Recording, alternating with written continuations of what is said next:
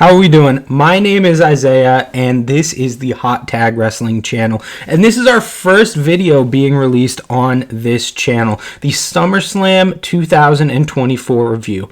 What I'm going to be doing in this video is going through each match on the card and giving my thoughts on it, as well as my personal star ratings, going over what I liked and didn't like, and at the end of the video, giving an overall star rating for the show as a whole. So let's get into it with our first match. So the first match on the card was Rhea Ripley versus Liv Morgan for the Women's World title. And really the first thing that I noticed about this match was before the bell even rung, when they were doing the entrances, was how awesome it felt to have Rhea Ripley back on screen, because after she got injured at last year's WrestleMania and they vacated the title and they had to sort of find the next top star of the women's division, it didn't really feel like there was anybody on the level of Rhea Ripley in terms of star power on the Raw roster. Even Becky Lynch, because she was the first woman to hold the title after Rhea was injured, it didn't feel like she had the same star power that Rhea did. So it really felt like this sort of floor dropped out of this division now that the top star wasn't in there anymore. And though I think Liv Morgan did a very good job with what she was given, both in terms of wrestling in the ring and character work and backstage skits and promos, I just feel like WWE didn't do a good enough job prior to WrestleMania building her up as a star to make her feel on the level of Ripley when she got the title. And seeing Rhea and Dom in the backstage area, and they had that long tracking shot going through Gorilla, out the entranceway, down the ramp, into the ring, and you're seeing the pyros, you're seeing the music, you're hearing the audience pop for Ripley. It really felt like the major star of the women's division on Raw was back, and that this was going to be a pivotal moment in the Raw women's division going forward. So I'm not going to go through the entirety of the match. I'm just going to hit sort of the major story points. It started with Liv doing the classic heel move of sliding out the ring and taunting the face to come out and fight her. And as soon as the face does, she slides back in and taunts her from in the ring. Pretty standard stuff. You know, you've seen that spot done 1,000 times. But it was really effective in the match and did start to draw heat on Liv and get people excited to see Rhea get her. It started out with Rhea working over Liv with some big power moves before Liv started working over Rhea's previously injured shoulder. And this led into definitely my least favorite part of the match, which was where Rhea was outside pantomiming that her shoulder was out of place and that she had to get it back in. So she goes over to the announce table and sort of bashes her shoulder into it to pop it back into place. I think that for what it was, the spot was done really well. Rhea slamming it into the commentary table is nothing I've ever seen before, and the commentary team did a really good job of selling it. But any sort of dislocation spot in wrestling sucks 100% of the time. It never looks good. It always looks goofy. And not just in this case. I've seen Will Ospreay do a dislocation spot before, and it looked horrible. It never looks good, whether it's with the shoulders, with the fingers. It happens a lot in Pete Dunne matches where he'll snap the fingers and someone will grab it and pop it back into place. It always looks cartoonish. It always looks goofy. It never looks good. And I was really disappointed to see it in this match. I felt like it really detracted from the match. But that led us into Liv working over the arm. I felt like they got the balance here right of Liv working over Rhea. It wasn't a long heat sequence, but just enough to start drawing heat onto Liv and to build up the idea that Liv could convincingly beat Rhea. But I don't feel like they overdid it like they do in WWE matches sometimes, particularly TV matches. Going into the finish, I feel like the finish was easily the best part of the match. It started really when Rhea went to the outside to grab a chair to come in to hit Liv with it. And normally I don't love these kinds of spots in matches where someone is purposefully going to get disqualified because they're so fired up and they're so angry that they have to attack someone with a weapon. It's sort of dumb and doesn't really make sense, especially in a championship match. But given the history that these two competitors have, and especially how Liv has been taunting Rhea the entire time Rhea's been off TV, I feel like it did make sense in the context of the match, and I did give it a pass, even though I don't normally love it. I did give it a pass, especially since it figured into this awesome finish where Dom jumped up on the ring apron and grabbed the chair away from Rhea, and a lot of people thought this was a heel turn, but it was really just him saying, like, no, you can't win the match like that. You cannot do it. You'll lose the title. Beat her normally. Take her title. Do it the right way. And then Liv came up from behind Rhea and pushed her into Dom, knocking Dom off the apron, and hit Rhea with an Oblivion. And before we talk about what came next, I do want to mention that overall, I don't think the Oblivion is a great move.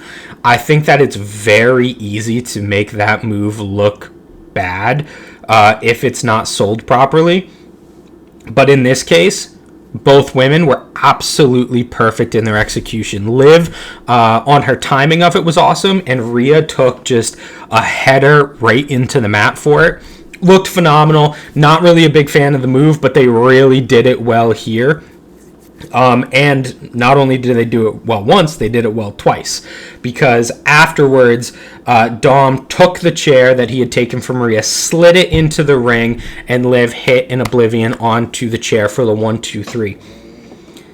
And this spot has so much potential to go wrong. Dom has to slide the chair correctly into place. Both competitors have to be in the correct spots to make it seem natural, and once again, they have to hit this move that's very difficult to make seem realistic and look cool, and nail it perfectly on a chair. Everything was perfect. All three of them did their jobs perfectly, and it made a really great finish, which led into excuse me, led into the heel turn from Dom. When Liv gets out of the ring, he picks her up and they share a kiss to Rhea's horrified expression in the ring. It was great. The crowd really popped for it. They really started booing. It was a really great moment. I was sort of shocked by it. I didn't expect Dom to turn on Rhea right now. I was expecting it to be Finn and JD tonight and Dom during the rematch. So seeing him embrace Liv was really a great moment. And I know it is sort of soap opera schlock, but I loved it. And I was watching with my girlfriend. She loved it too, even though she's not the biggest wrestling fan. It really drew her in, and it got a big reaction in the arena. So I feel like the finish was perfect, both in terms of storytelling and execution. I feel like overall the match was good, only getting great with the finish. So I gave it 3.75 out of 5 stars. I feel like the story they were telling, while being told very well and being very logical, was largely uninteresting throughout. It was really, this match was driven on the fans' excitement to see Rhea back in the ring, but overall, it wasn't the most exciting story that they told. I am excited to see where all three characters go in the future, particularly Rhea, now as she's going to seemingly be the top women's star on Raw. I'm excited to see her break out from the Judgment Day, because on the main roster, we'd never seen her have top-tier success as a single star, like she did in NXT when she beat Shayna for the title. So I am excited to see that. I'm less excited to see this new configuration of the Judgment Day, which is seemingly going to be Finn, JD, Carlito, Dom, and Liv. Not a lot of names in there that I would consider top-level talent and that I'm excited to see at the top of the card, but WWE has definitely earned enough good faith, let it play out mentality to where I will save any judgments I have about this group for when I see them on my television screen. So really a good match that only got great towards the end, but left fans very excited to see what was happening next. A good piece of business without ever really turning into something that we will remember for a long time. So next up, we have Bron Breakker beating Sami Zayn for the Intercontinental Championship in just over 5 minutes.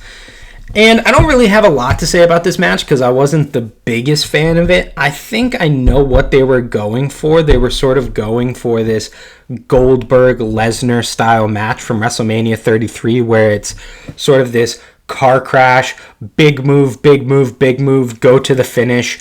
Don't give fans time to breathe. Just keep popping them throughout the match. And I think that's a good idea, especially for two characters like Sami Zayn and like Bron Breakker. I just think it was executed poorly.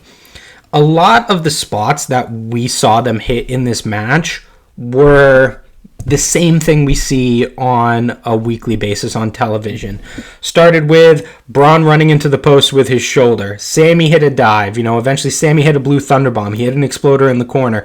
Bron hit a spear. Bron hit a top rope Frankensteiner. All very cool stuff on their own right, but we've seen them do it, Bron dozens of times, Sami hundreds of times in his WWE career, so we can't really get excited about it like we used to. And in these car crash matches where you're compacting all of this action into 5 minutes, you really need to hit stuff that the fans are not accustomed to seeing. You need to go to the outside and do some stuff on the barricade, do some stuff with the ring post, with the steel steps, do some big power moves that are not normally part of your arsenal. And with Bron Breakker, that should be pretty easy because fans don't, especially fans of the main roster, aren't that familiar with his moveset. So he could pretty easily bust out some things that they had never seen before, and they just never really did it. There isn't anything in this match that you will not see in any one of their TV matches. And I really feel like this was a TV match that somehow snuck its way on to pay-per-view. Not really a lot behind the big moves. The spots in between, just the basic punches and kicks in the corner, were pretty sloppy, didn't look great. It looked like they got lost once or twice. Nothing really to say about this match. I gave it 2 out of 5 stars. I didn't think it was a great match. I think, they pretty much just sent them out there, said you got 5 minutes, get the title on Bron, make him look good. And they tried their best, but I think that this match really did not work. Next up was LA Knight, beating Logan Paul for the United States Championship in about 12 minutes. And after the fact, when I went back on Cage Match and looked at how long this match was, I was surprised to see it was 12 minutes. I honestly expected it to be closer to like 15 to 20 because they really just packed so much stuff into this match. This was one of the matches that I probably had the lowest expectations for on the card because I don't really think of LA Knight as a worker, and Logan Paul is good at hitting big spots, but I don't know how he is at actually crafting a story within a match. So I was really just expecting a solid 3-star affair here where they got the title on Knight and did some of their big moves to pop the crowd, but I was completely blown away by this match. I thought it was awesome. No real big story in it, just both guys hitting really big and really awesome moves. Some of the highlights: Logan hit an acai moonsault to the outside when Knight was on the outside, and it looked incredible. It was one of the best moonsaults I ever seen. He was in the ring, jumped up, turned around on the ropes, did the moonsault, hit him. It was awesome. LA Knight did a really good top rope elbow where he started on the second rope, jumped up to the third, and hit an elbow. Looked great. And the finish was really good to this match, where Logan, who was had Machine Gun Kelly ringside, he got brass knucks from him.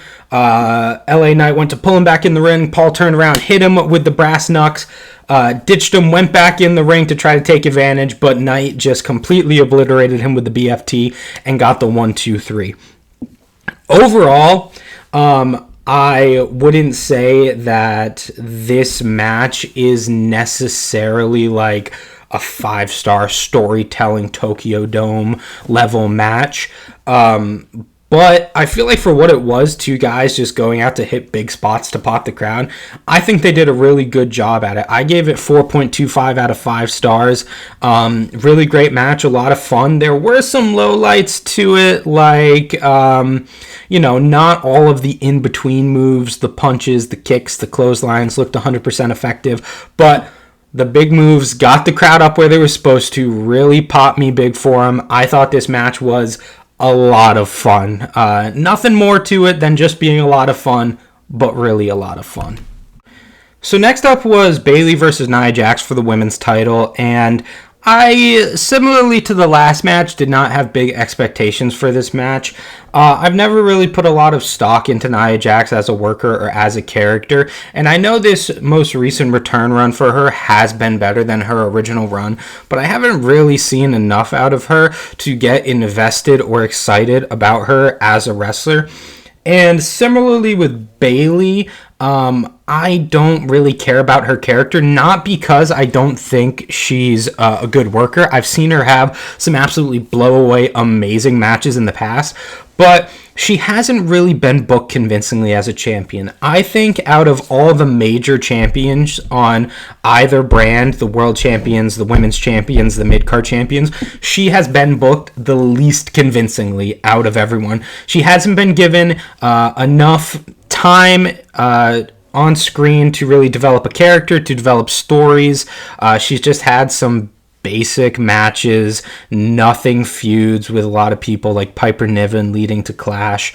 So there wasn't really a ton of excitement leading up to this match. And overall, I thought it was just a pretty standard match. It was good without ever getting great. I was never really emotionally invested, but from what I saw in front of me on the screen, it was technically very good. There were some good spots in there, like Bayley hitting suicide dive and Nia Jax counting her and turning it into a Samoan drop. Nia Jax hitting the Samoa Joe corner Uranagi, which I think always looks good. Bayley hit a powerbomb on Nia Jax out of the corner, which I thought looked really good. And sort of the story of the night for this event was good matches, that were fine, having really great finishes, because I did feel like this match had a really great finish. Tiffany Stratton came out and she pretended like she was going to cash in and turn it into a triple threat, which distracted Bayley enough for Nia Jax to hit her with 2 really good-looking power bombs, followed by 2 annihilators to win the title. Overall, I don't really have a lot of thoughts on the match itself. I don't have a lot of thoughts about what the characters are going to be doing going forward, because WWE has sort of dropped the ball with everyone involved in this storyline, in my opinion. Just a good match, really. I gave it 3.5 out of 5 stars. I'll probably never go back and watch it, really. I guess I'm excited to see what happens with Tiffany Stratton and the Money in the Bank briefcase in the future. But this match was sort of just there. And that is 100% the fault of the booking, not the people involved. Because the people involved really tried their best to have a great match, but the booking really let them down because it didn't do enough to garner fan interest prior to the PLE to give them the noise and the heat that they needed to really craft a great match. Next up was the only non-title match on the card, and in my opinion, what was the most hotly anticipated match on the card, which was CM Punk versus Drew McIntyre. This was definitely the biggest story going into the night. It had gotten the most attention on TV previously, had the biggest angles, the biggest story beats, and really had the most fan interest going into it, especially with the addition of Seth Rollins as the special guest referee. And I feel like this match could have gone a lot of different ways, especially with Seth in there. It could have been easily really dumb and really bad, and it wasn't. It was a good match, but I feel like they just went down the most archetypal route they could have gone down, which every fan was expecting them to go down, and there wasn't really anything in this match to surprise us or really blow us away with some swerve storytelling booking, which I know isn't always good to have. Sometimes you do just need the basic stuff that you expect, but with a big blow-off match like this, I was just expecting a little bit more. Overall, it was really a match of 2 halves, and I absolutely loved the first half of this match. It was, as soon as the bell rings, Drew and Punk beating the hell out of each other, throwing fists, going outside, hitting big, heavy moves, and Seth in the ring sort of doing the classic, like, Shawn Michaels leaning across the ropes pose, showing that, like, great, let them kill each other. I don't care. I hate both of these guys. I'm happy if they just destroy each other. And it was, in my mind, the perfect balance for what this story needed. Have the primary focus be on Drew and Punk really trying to beat the hell out of each other, showing this blood feud to the audience in a way that conveys how much they hate each other, with Seth sort of being this background character, emphasizing how much he hated about both of them. Where this match really lost me was when Drew McIntyre went outside, got a steel chair, brought it in the ring like he was going to destroy CM Punk with it, and Seth Rollins took it away from him. This, for me, was really when the match devolved into cliches. So Drew brings the steel chair in, and he's going to beat the hell out of CM Punk, and he goes to Seth, the referee, and says, listen, we both hate this guy. We both want him out of the company. I can do it right now. Just turn your back and let me beat the hell out of him. And Seth doesn't do it. Seth takes the chair away from him and says, no, don't win like that.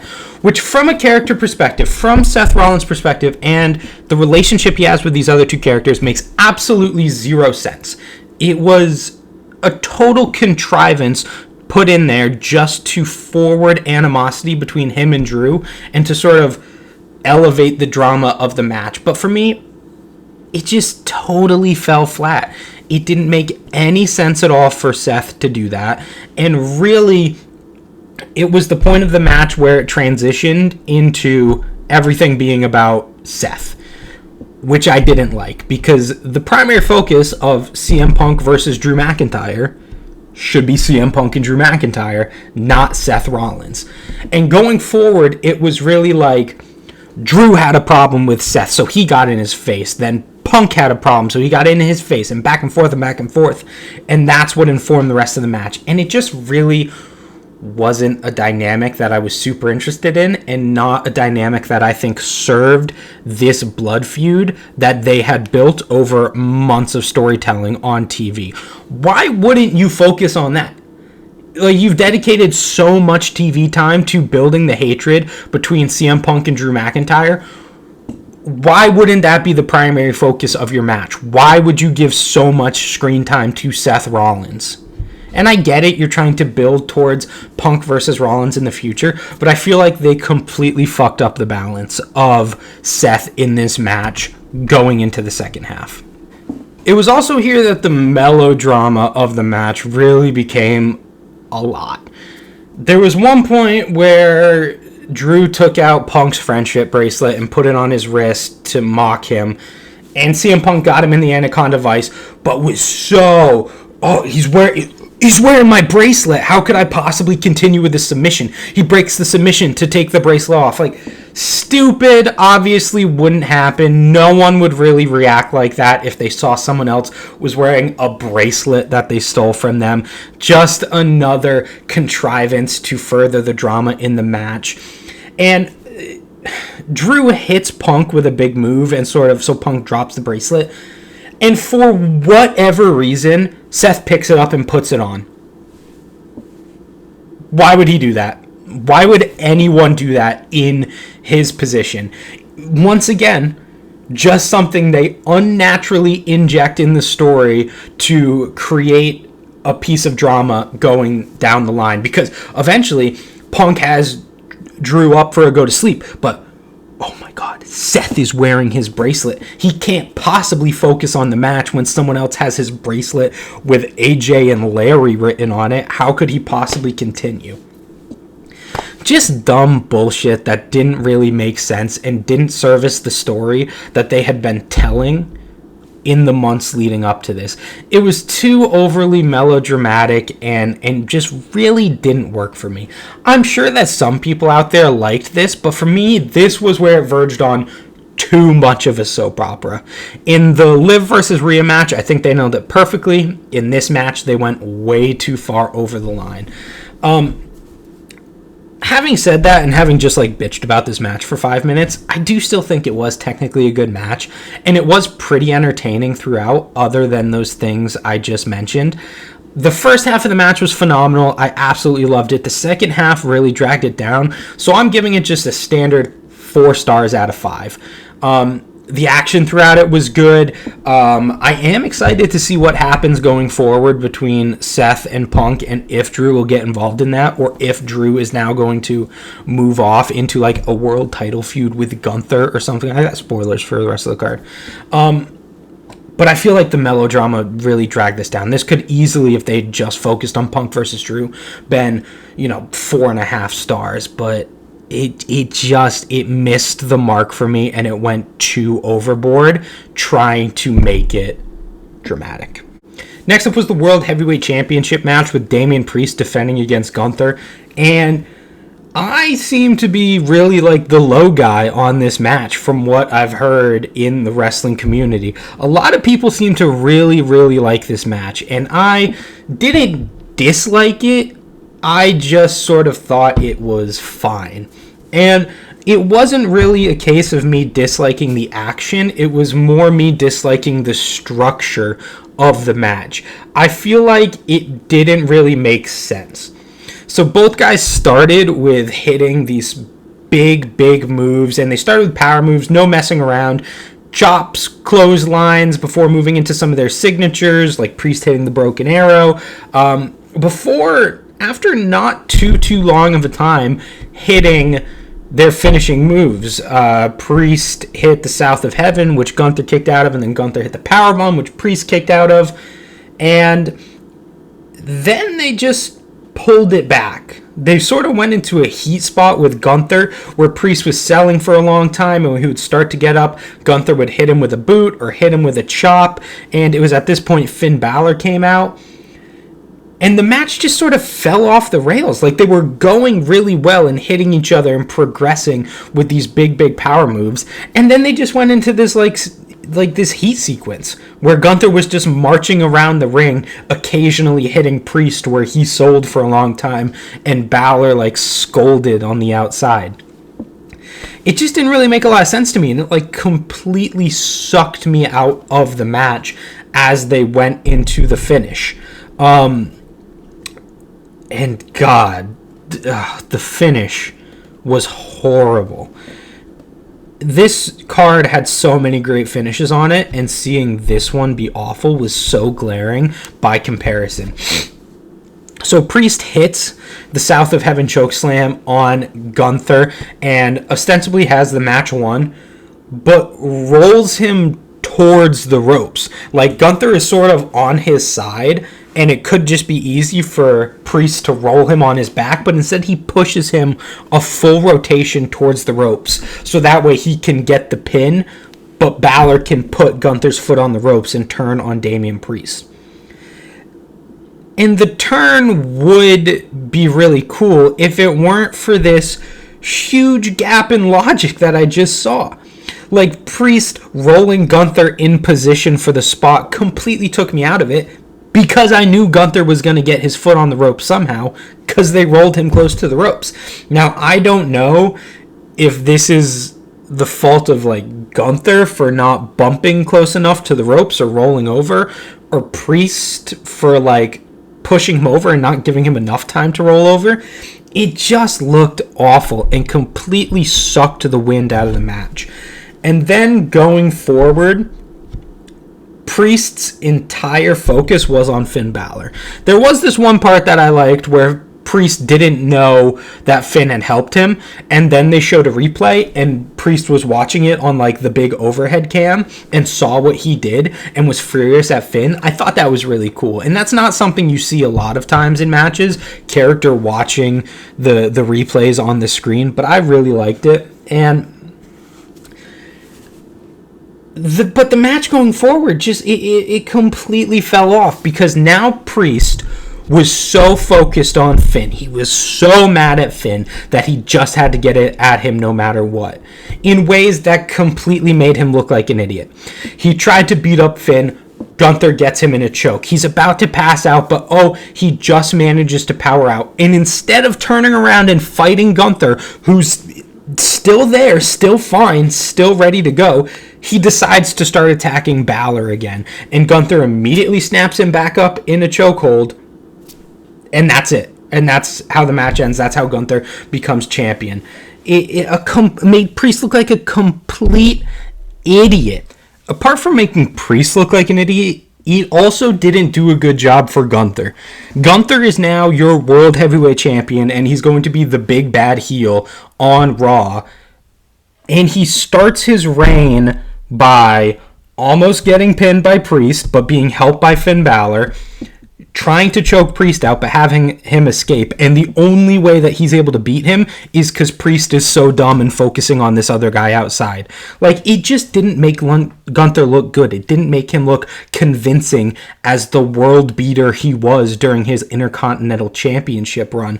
And I think overall, it just failed at getting both guys over. And while, yes, I still am excited to see what both guys do forward, that's more for what they've done before this match. And this match, if anything, lowered my excitement of what both guys were going to do. So, 3 stars. 3 stars out of 5. Good action throughout. Solid action in the beginning. And then just when they hit that heat sequence, it completely fell off a cliff and they never recovered. So, I couldn't give it above 3 stars because really, I was really not a fan of the second half of this match. So now it's time for the main event. We have Cody Rhodes versus Solo Sikoa in a Bloodline Rules match for the WWE Championship. And it started off good. Cody Rhodes backstage, takes Pharaoh out of his trailer, goes and speaks to Arn Anderson before coming out to the ring wearing a very goofy mask. But all the pomp and circumstance of a Cody Rhodes entrance, especially in the main event of a PLE. And I think that contrary to the last match where I was the low guy but everyone else seemed to like it, I really liked this match but everyone else seemed to not like it that much. And I don't really know why. I think maybe because people are comparing it to Rhodes versus Reigns at Mania 40, and it admittedly was not as good as that. But I feel like there was a lot to love in this match, and I'm not going to go beat by beat because it was about 30 minutes long. But some of the main points, I feel like the main thing this match had to accomplish was make Solo Sikoa feel like a main event player, and for me, that worked. I feel like Solo Sikoa was very good in this match. A lot of his offense and his working over Cody really had me gripped and entertained throughout the match. And I feel like it would be very easy for that not to happen and for it to be boring and a little bit tedious like you have when these dominant guys work over champions. When you have Umaga versus Cena, or when you have the Great Khali and Vladimir Kozlov in those matches. But I feel like Solo did a really good job throughout this match of effectively working over Cody Rhodes in a way that made sense. And I thought the first half of this match was genuinely a great match. And I know I've said that for the past 3 matches, but I did. I really liked this match prior to the interference from everyone, which is where it started to slip for me. So it started with the Tongans coming out to interfere on the part of Solo, and while I like Tama Tonga to an extent, I absolutely do not like Tonga Loa, and I thought his participation in this match really brought it down because I never take any of his offense seriously, and I think it just looks awful. Eventually, Kevin Owens and Randy Orton come out to make big entrances, and they did this thing that I don't like in these kind of matches where they make their entrance with their ring music and then just do a normal entrance. They don't have any haste to trying to get to the ring to save their friends. They're just doing a normal entrance, posing with the crowd, high-fiving all the way down. It sort of just irked me, but it wasn't whatever. I thought the interference from these 4 guys really didn't work that much and sort of drew the match to a halt because everyone knew it was going to happen, so it doesn't matter that it happened, it matters how it happens. And it didn't really happen that effectively. I wasn't really wowed by anything I saw here, which cannot be said for when Jacob Fatu came out because obviously he's freaking awesome. Everything he's done in WWE so far has been absolutely awesome. His Whisper in the Wind, while though very contrived, looks great. Just everything he does is absolutely great. And him putting Cody through the table and hopefully being okay. They had a little injury spot, and I do hope he is genuinely okay and not shoot injured. Was really great and looked really great. Prior to this, I felt like the interference was formulaic and sort of just going through the motions of the story and didn't really get fans invested. But once Fatu's out there, that draws the crowd in. And Cody, by this point, has taken a lot of moves and is down ostensibly and ready to be pinned, but he really shows a lot of babyface fire, continuously coming back and kicking out of whatever Solo has to throw at him. And I thought they did it in a really effective way, where there were actually a couple close near falls. And yes, no one ever believed Solo was going to beat Cody, but they did the best job they possibly could into working people into thinking that it actually was going to happen. And then we get the return of Roman Reigns. He comes out when it looks like Solo's on top and potentially has the match won after interference from Jacob Fatu. And he comes down, big pop, new music, I think. I don't remember this music. It wasn't the music I remember him having at WrestleMania 40, and I think it's worse than his old music. Doesn't really matter. Super exciting to see him back. Came down to the ring, teased a little bit that maybe he would hit Cody, but not really. Superman punch to Solo, spear, pretty much handed the win to Cody, which was interesting. Like, genuinely a plot point that's like, he didn't even touch Cody once, which shows that his animosity for what Solo has done in the months that he's been gone so outweighs his hatred for Cody for beating him at WrestleMania that he happily hands Cody this win over Solo. I thought it was really, really good beat in the story. And I think I'm really excited to see what Roman Reigns does. Obviously, that's like the understatement of the decade.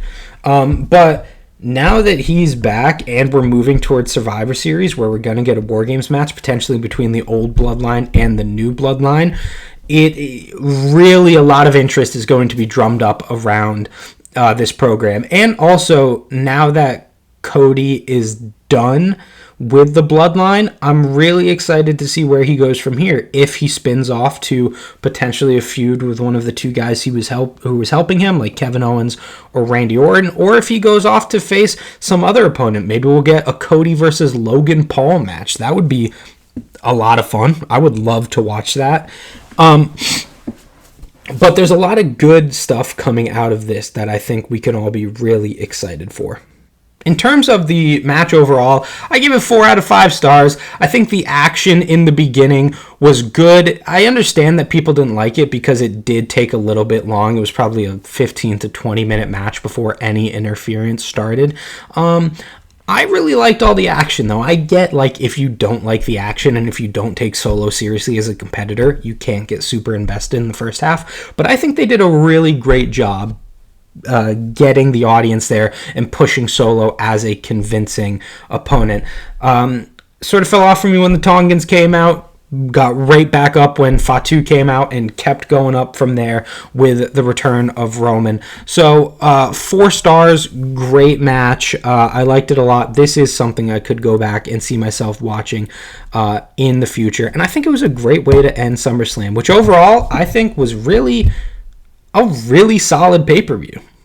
I don't think this will be the best pay-per-view of the year or even WWE's best pay-per-view of the year, but I think it was overall really solid. A lot of good matches that really advanced a lot of storylines and are spinning characters off in different directions.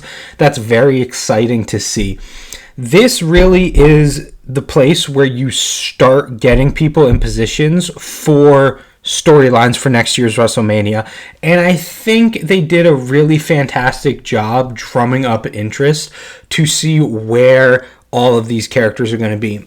In terms of in-ring action, I don't think there was anything spectacular on this show or anything that's like a must-see match or anything that's going to win awards at the end of the year, but pretty solid throughout. Some things under-delivered, Bron versus Sami, and for me personally, Priest versus Gunther. Some things over-delivered, like Knight versus Paul, and what you expected to be great was pretty great. So overall, I'd give it a 3.5 out of 5 stars. Very solid show, very entertaining, nothing blow away, and rather than being an exceptional viewing experience in itself, it drums up a ton of interest for where WWE is going in the future. So that's my review. Tell me what you think in the comments. If you liked the video, please like and subscribe. I will be creating more videos going forward. This is my first video on the channel, so I am sort of figuring a lot of stuff out. So if some things in this video were a little finicky, I do apologize for that. But please let me know what you thought in the comments. If you disagree with any of my opinions, and especially for the last 2 matches, I feel like there will be people who disagree with my opinions. And you know, there will be more stuff coming in the future. I'm going to be releasing a video pretty soon talking all about CM Punk. I'm going to be releasing some stuff with the G1 Climax coming up in August. So please stay tuned to see what I have. I'm hoping that eventually I can turn this into something where I develop a good community and start putting out a lot of videos talking about wrestling. Thank you very much for watching, and I look forward to seeing you next time.